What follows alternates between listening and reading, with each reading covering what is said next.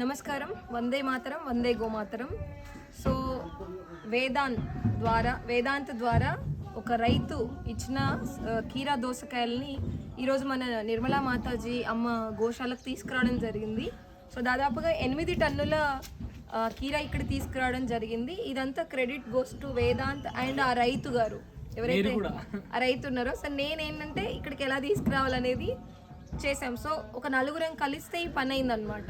అలా మీరు కూడా మీకు తోచిన విధంగా గోశాలలతో కనెక్ట్ అయ్యి గోవులకి ఆహారం తినిపించడం, గోసేవ చేయడం చేద్దాము. వందే మాత్రం, వందే గోమాత్రం.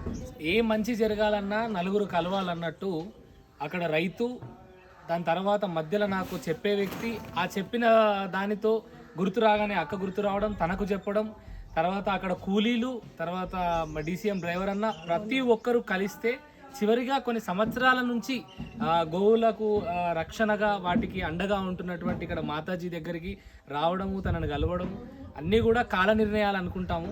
సో అది అందులో భాగంగానే ఈరోజు నేను అదృష్టంగా భావిస్తున్నా. నేను పని చేసినా అని చెప్పడం కాదు, అదృష్టంగా భావిస్తున్నా. వాటికి నేను ఒక పూటైనా పెట్టగలిగే ఉడత సహాయం అంటారు కదా రాముడికి, అలా నాకు సహాయం చేసే సమయం వచ్చిందని అదృష్టంగా భావిస్తున్నా. థ్యాంక్ యూ సో మచ్ అక్క.